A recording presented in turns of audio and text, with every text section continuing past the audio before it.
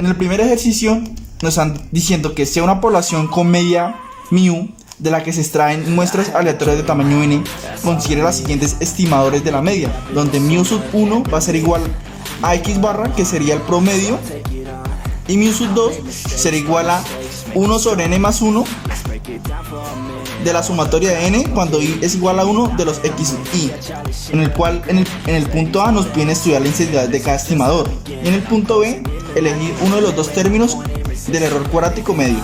Entonces, por consiguiente, vamos a realizar el punto A, que nos dice estudiar la intensidad de cada estimador, en los cuales nos dicen que el tamaño es n. Entonces n va a ser igual desde los x sub 1 hasta los x sub n o x sub n más 1.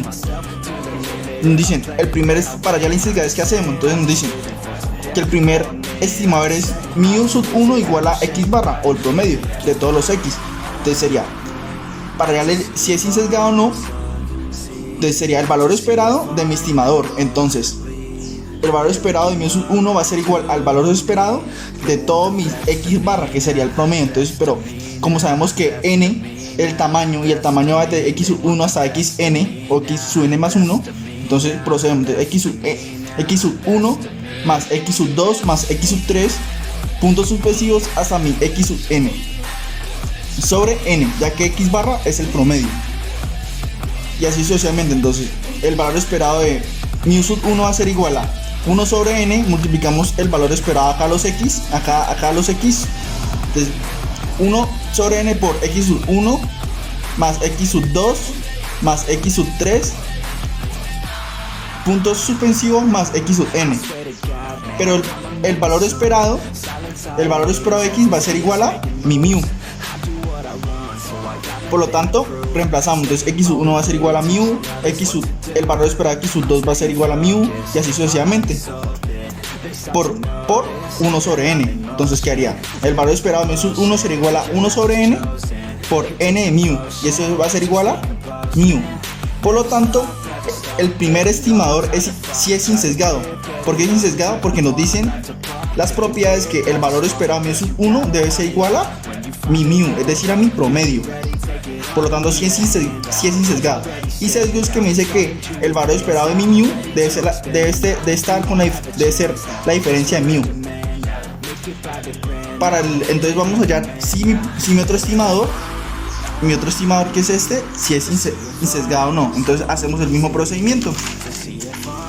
Entonces mi mu sub 2 va a ser igual a 1 sobre n más 1 por la sumatoria de i igual a 1 hasta n de los x sub i. Entonces el valor esperado de mu sub 2 va a ser igual a 1 sobre n más 1 por el valor esperado de todos los x sub 1 más x sub 2 más x sub 3 más x sub n. ¿Por qué x sub n? Porque nos están diciendo que n es el tamaño, no nos están diciendo que n sea igual a un número en específico. Entonces el valor esperado de mu sub 2 va a ser igual a 1 sobre n más 1 factor de el valor esperado de x sub 1 más el valor esperado de x sub 2 más el valor esperado de x sub 3, así sucesivamente hasta el valor esperado de x sub n. Y eso va a ser igual a, entonces el valor esperado de x sub 1 va a ser igual a mu, el valor esperado de x sub 2 va a ser igual a mu, así sucesivamente, por 1 sobre n más 1. Por lo tanto, el valor esperado de mu sub 2 va a ser igual a n sobre n más 1 por mu. Por lo tanto, no es insesgado, ya que el valor esperado del estimador no es igual a mu, entre comillas, la media. Por lo tanto, no es insesgado, porque según las propiedades, para que sea insesgado, el valor esperado de mu sub 2 debe ser igual a la media.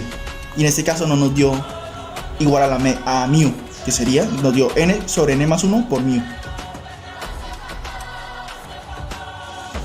En el ejercicio 2 nos piden elegir uno de los dos en términos del error cuadrático. Entonces, teniendo los dos estimadores, elegimos uno de los dos y uno de esos dos le hallamos el error cuadrático medio. Entonces nos dice que la eficiencia es el error cuadrático medio. Por lo tanto, el error cuadrático medio de un estimador va a ser igual a e factor de mu menos mu, todo esto elevado al cuadrado. Eso va a ser igual a la varianza de mu más el sesgo al cuadrado. Y si el error cuadrático medio me es insesgado, Por lo tanto el error cuadrático medio va a ser igual a mi varianza. Por lo tanto, entonces en este caso tomamos nuestro primer estimador, que es igual a mi sub 1 y es igual a x barra. Por lo tanto es sesgado, entonces solamente le hallaremos la varianza de ese valor. Entonces varianza de mi sub 1 va a ser igual a la varianza por x barra, que sería el promedio de x sub 1 más x sub 2 hasta x sub n sobre n. Entonces va a ser igual a 1 sobre n factor de, ahí utilizamos la propiedad distributiva, entonces la varianza por x sub 1 más la varianza de x sub 2 más la varianza de x sub 3 más la varianza de, así sucesivamente hasta la varianza de x sub n. Por lo tanto reemplazamos y eso sería igual a sigma al cuadrado más sigma al cuadrado más sigma al cuadrado hasta sigma al cuadrado, así sucesivamente, por 1 sobre n. Entonces la varianza de mu sub 1 va a ser igual a 1 sobre n por n de sigma al cuadrado. Por lo tanto la varianza, el error cuadrático sería igual a mu cuadrado o 1 por mu cuadrado. Para el ejercicio 2 nos dicen: en una población contrasta la hipótesis de que mu sea igual a 347 en la forma bilateral, con un nivel de significancia del 5% mediante una muestra de 200 individuos, en la que se obtiene un promedio muestral de 352 y una varianza muestral de 29. Por consiguiente, en el ejemplo 2, entonces tenemos que decir que mu es igual, entonces en el ejemplo 2 nos dicen la hipótesis sub 0, que dice que es mu sub 0 va a ser igual a 347, y nos dicen que tenemos que contrastar esa hipótesis de que mu sea diferente a 347. Entonces por lo tanto nos están dando el promedio o mi media, que sería 352, mi varianza, que sería sigma al cuadrado, mi varianza, que sería 29, el tamaño de la población, y en este caso hallaríamos nuestra desviación estándar, que sería la raíz de mi varianza, que sería raíz de 29. Entonces para eso primero tenemos que hallar el estadístico de prueba, que el cual el estadístico de prueba nos dicen que z es igual a x barra menos mu sub 0 sobre mi desviación estándar sobre la raíz de n. Por lo tanto, entonces procedemos a reemplazar. Z es igual a 352 menos 347 sobre raíz de 29 sobre raíz de 200, eso me da igual a 5 sobre 0,38, esto me da igual a 13,1. Por consiguiente, ya haciendo eso, procedemos a encontrar la región de rechazo, donde nos dicen que el valor absoluto de z si es mayor que z sub 1 menos alfa medios, donde alfa va a ser igual mi significancia, que es igual a 0,05, que es el 5%. Entonces reemplazamos, entonces z sub 1 menos alfa medios es igual a z sub 1 menos 0,05 sobre 2, eso es igual a z sobre 0,975. En este caso nosotros podemos buscar en las tablas de distribución normal estándar el valor, o lo podemos hacer en Excel. En lo cual hallamos la inversa a la distribución normal de 0,975, que es igual a 1,96.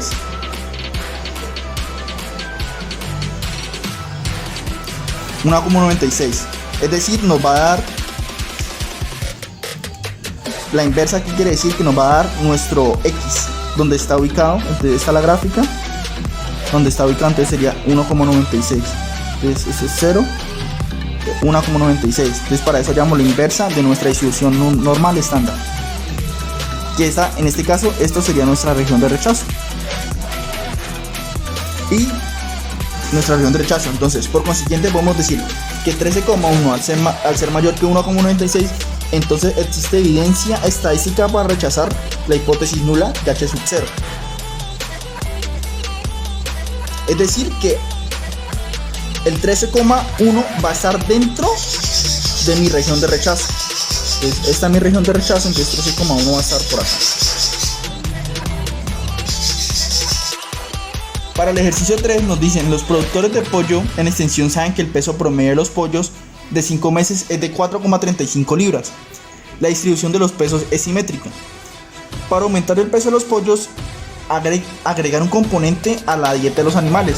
En una muestra de 10 pollos de 5 meses se obtuvieron los siguientes pesos en libras, lo que está mostrado acá, y nos dice Una confianza del 95% el componente adicional ha aumentado el peso medio de los pollos.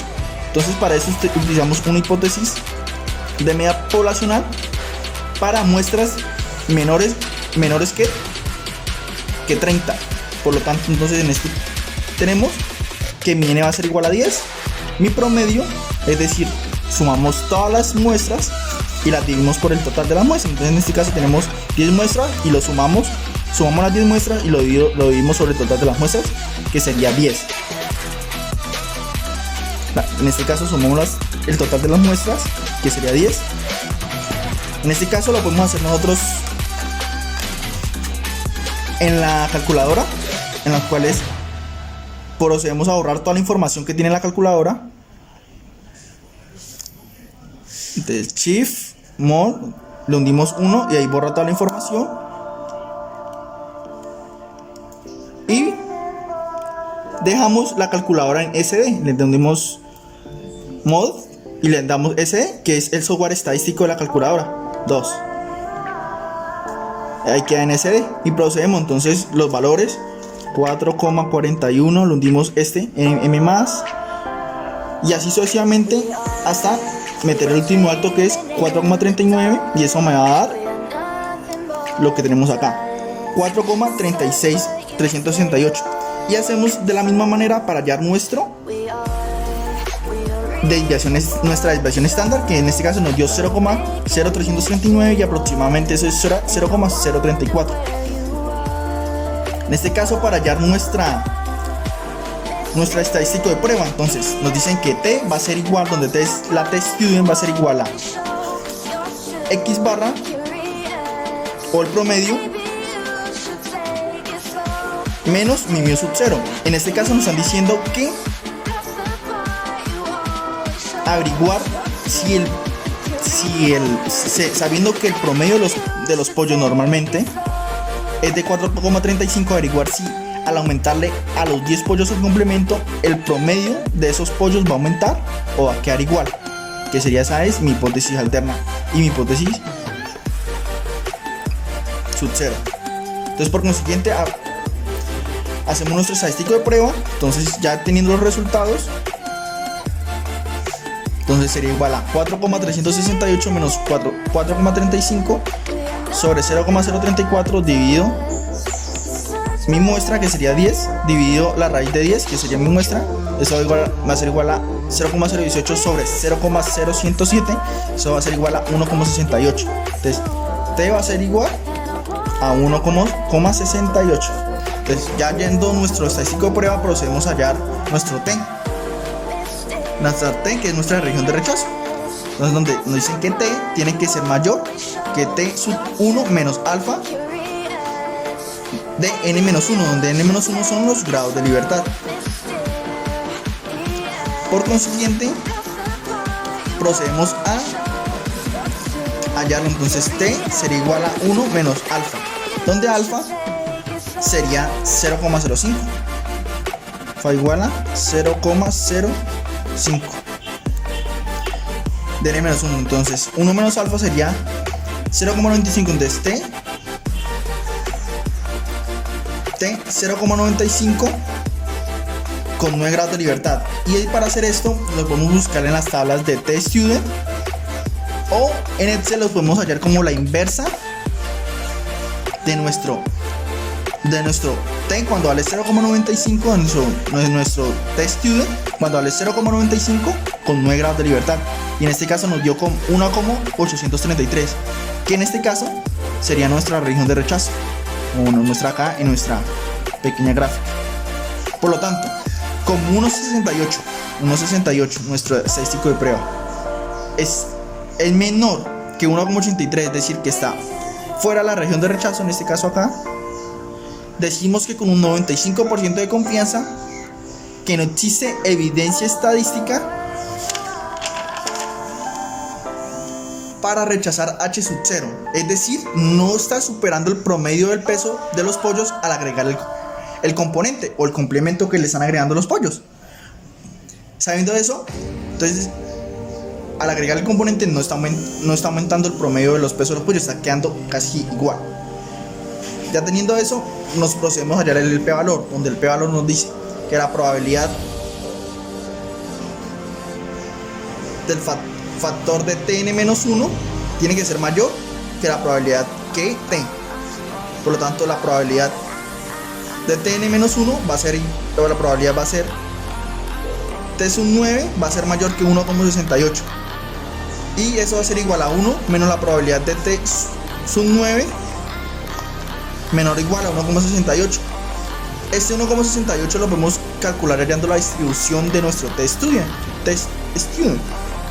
que sería, y eso lo podemos calcular por medio de Excel, que sería igual a la distribución de t de 1,68 con los 9 grados de libertad, y eso sería igual a 0,063, y 1 menos 0,63 sería igual a 0,967.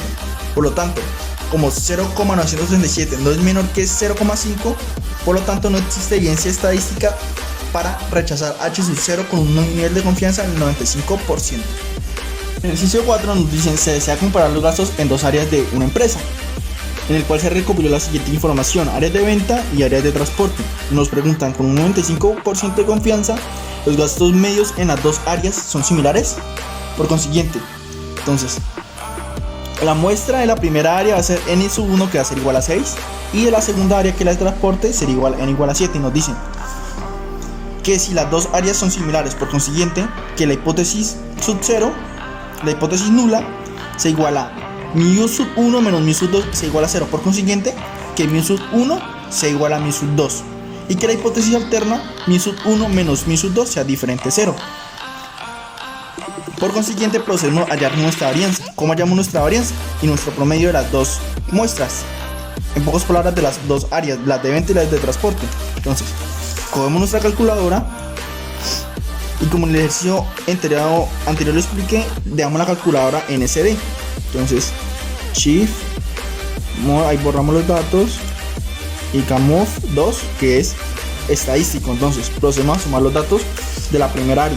Entonces sería igual a 131 m más 135 m más 146 m más 165 m más 136 m más y 142 m más. Listo. Ya teniendo los datos, procedemos, lo hundimos Shift 2, sacamos nuestro promedio, que nos da 142,5, que sería igual a mi sub 1, y procedemos a hallar nuestra varianza. Shift 2, en este caso, sigma x es la desviación estándar de una población, y sigma x sería la desviación estándar de una población, y Sx sería la desviación estándar de una muestra. Entonces incluimos 3, en este caso de una muestra 3, igual, y nos dan 12,2, que es la desviación estándar, pero en este caso nos están pidiendo nuestra varianza. Entonces la varianza es elevar al cuadrado nuestra desviación estándar. Entonces la elevamos al cuadrado y nos dan 149,9. Ya hacemos el mismo proceso con nuestra muestra n sub 2, que sería la área de transporte. Entonces en este caso nos daría 130,29 nuestra mu sub 2, nuestro promedio media, y nuestra varianza sería 249,24. En este caso lo podemos hacer en la calculadora o por medio de Excel. Por consiguiente, hallamos nuestro estadístico de prueba, que sería t igual a el x barra menos y barra, que sería mi sub 1 menos mi sub 2 menos d sub 0 sobre la raíz cuadrada de ese al cuadrado de p sobre 1 por 1n más 1, 1 sobre n sub 1 más 1 sobre n sub 2. Pero en este caso nosotros no tenemos nuestro s cuadrado de p, por consiguiente procedemos a hallarlo por la siguiente fórmula, que sería n1, nuestra primera muestra, por la varianza de nuestra primera muestra, más nuestra segunda muestra por la varianza de la segunda muestra, sobre n sub 1 más n sub 2 menos 2. Por consiguiente, 6 por nuestra primera muestra por la varianza, más nuestra segunda muestra por la varianza de la segunda muestra, sobre 6 más 7 menos 2 y eso me da igual a 240,37. Entonces T va a ser igual a 142,5. Entonces procedemos a hallar nuestro T, nuestro estadístico de prueba. Entonces ya teniendo nuestro S cuadrado, S al cuadrado P, procedemos a reemplazar. Entonces sería X menos Y. Entonces X sería 142,5 y Y sería igual a 130,29 sobre la raíz de nuestro S cuadrado de P por 1 sobre N sub 1 más 1 sobre N sub 2, que sería 6 y 7, nuestras dos muestras. Por consiguiente, procedemos a hallar nuestra región de rechazo, que nos dice que el valor absoluto de T debe ser mayor que T sub 1 menos alfa medios de n más 1 más n sub 1 más n sub 2 menos 2, que eso sería igual a 7, t sobre t sub t 0,975 con 11 grados de libertad. Por lo tanto, eso lo buscamos en nuestra tabla T-Student o hallamos la inversa de nuestro T, que en este caso sería la T-Student, que sería igual a 0,975 y en este caso me daría 2,2, y eso está en nuestra región de rechazo. Hacemos la gráfica, graficamos nuestra región de rechazo, sería nuestra región de rechazo, y 1,42 estaría fuera de nuestra región de rechazo. Por consiguiente, como 1,42, que nuestro estadístico de prueba es menor que 2,2, que nuestra región de rechazo, podemos decir que no existe evidencia estadística suficiente para rechazar nuestra H sub 0 o nuestra hipótesis nula, es decir, los gastos medios de las dos áreas si son similares.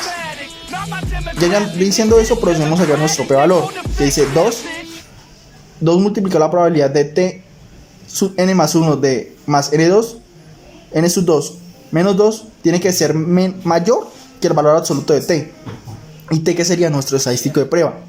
Entonces sería 2 veces la probabilidad de T sub 11, que sería nuestro grado de libertad, mayor que 1,42. Entonces 2 veces, y eso sería igual acá a 2 factor de 1 menos la probabilidad de T sub 11 menor o igual a 1,42. Entonces, ¿cómo hallamos nuestro 1,42? Entonces buscamos la distribución T en Excel, y esto nos da 1,64. Perdón, nos da 0,18. Entonces 1 menos 0,18, realizamos esta operación y lo multiplicamos por 2, y esto me da igual a 1,64. Por consiguiente, podemos decir como 1,64 no es menor a 0,05, y en este caso nuestro 0,05 nuestra significancia 0,05, o el error que puede haber en nuestra prueba, que es de 0,05 el error. Por lo tanto, no existe evidencia estadística para rechazar nuestra hipótesis nula, y eso me da igual a